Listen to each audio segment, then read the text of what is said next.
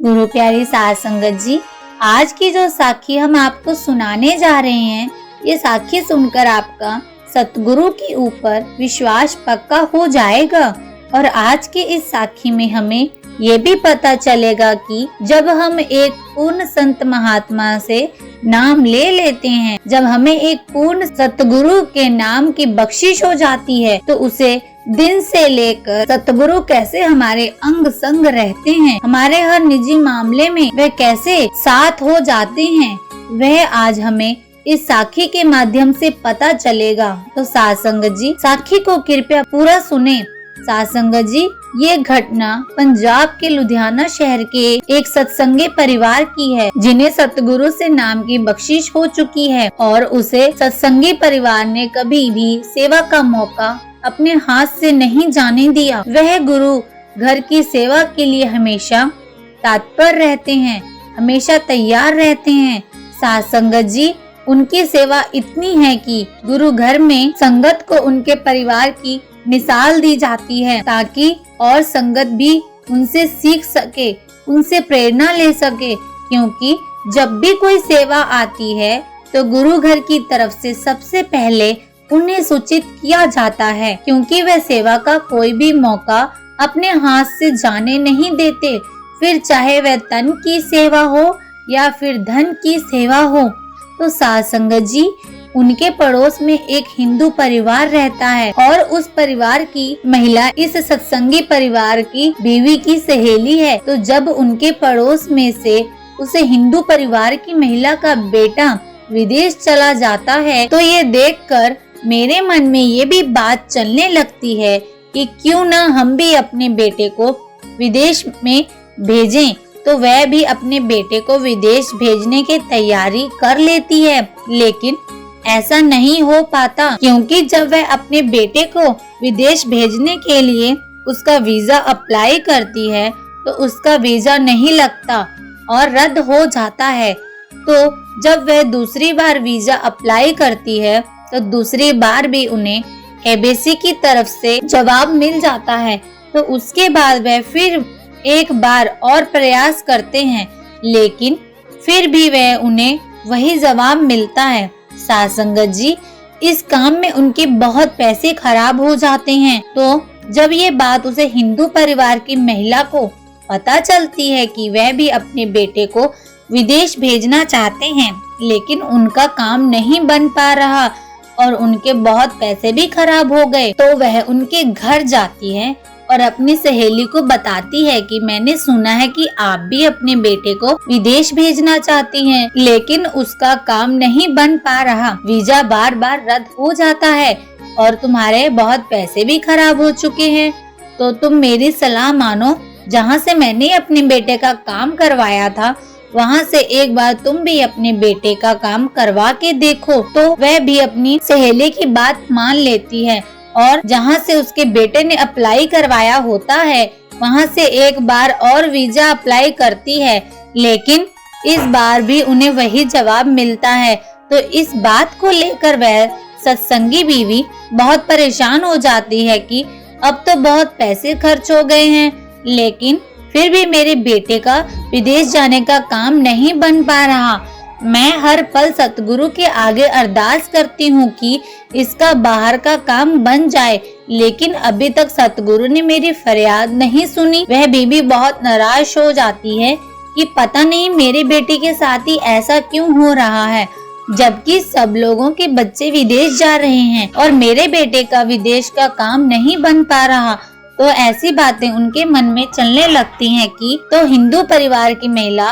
उसको सलाह देती है कि तुम हमारे पंडित जी के पास चलो और अपने बेटे का टेवा भी अपने साथ लेकर चलो, हम वहां जाकर उनसे बात करते हैं। तो साध संगत जी, जब वह ये बात उसकी बीवी को कहती है तो उसके साथ जाने के लिए मना कर देती है और कहती है कि मुझे अपने सतगुरु पर पूरा विश्वास है, और कहती है कि सतगुरु के घर देर हो सकती है, अंधेर नहीं हो सकती। लेकिन उसे महिला के बार बार कहने पर वह बीवी उनके साथ चली जाती है और अपने बेटे का टेवा भी अपने साथ ले जाती है। तो जब वह दोनों उस पंडित के पास जाती हैं और अपनी सारी बात उनसे करती है तो सबसे पहले वह पंडित उसके लड़के का टेवा अपने हाथ में लेकर देखने लगता है और देखते ही उसकी माँ को ये बात कहने लगता है कि आपके बेटे का बचाव केवल आपके ही कारण हो रहा है और आपके जो गुरु हैं उनकी दया मेहर का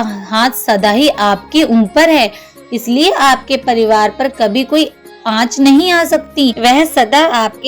आपके अंग संग हैं और उनकी अपार कृपा आप पर बरस रही है। और इसी टीवी के अनुसार ज्यादा से ज्यादा यही संभावना बन रही है कि आपका बेटा गलत रास्ते पर चलने लगेगा, नशे करने लगेगा और केवल ग्रहों की चाल की वजह से ये सब हो रहा है। लेकिन जल्दी ही आपके बेटे के ऊपर से ये प्रभाव खत्म हो जाएगा। और सास संगत जी, ये बात उसे बीवी को पता चलती है तो वह बैठी बैठी रोने लग जाती है, क्योंकि उसे इस बात की समझ आ जाती है कि उसे पता चल जाता है कि मेरे बेटे का विदेश का काम क्यों नहीं बन पा रहा। वह सोचती है कि अगर मेरा बेटा विदेश चला जाता तो वहाँ जाकर गलत संगत में पड़ जाता था और कुछ भी हो सकता था, लेकिन मेरे सतगुरु ने ऐसा होने नहीं दिया। जब तक यहाँ इसका हिसाब किताब पूरा नहीं हो जाता तब तक मेरे सतगुरु ने इसे यहीं रोक कर रखा था ताकि इसे किसी तरह का नुकसान ना हो। सतगुरु ने इसे अपने साथ जोड़ रखा था ताकि ये गलत संगत में ना पड़ जाए और साथ संगत की सेवा में लगा रहे, क्योंकि अगर ये विदेश चला जाता तो पता नहीं इसे वहाँ कैसा माहौल मिलना था, कैसे लोग मिलने थे। शायद वह जाकर किसी बुरी संगत में भी पड़ जाता। अगर ऐसा हो जाता तो मेरी क्या हालत होती। इसलिए मेरे सतगुरु ने ये काम रोक रखा था। लेकिन हमें इस बात की खबर नहीं होती कि हमारा काम क्यों नहीं बन पा रहा, क्योंकि उसके ना बनने के पीछे भी कोई राज जरूर होता है। सतगुरु की कोई दया में है, उसके पीछे छुपी होती हैं जो हमें नजर नहीं आती, क्योंकि वह गुरु हमारे लिए वही करता है जो हमारे लिए अच्छा होता है और जिसे वह नाम की बख्शिश देते हैं उसकी जिम्मेवारी वह ले लेते हैं, उसकी पल पल संभाल करते हैं। और सतगुरु कोशिश करते हैं कि मेरे सत्संगी को किसी की भी तरह की तकलीफ ना हो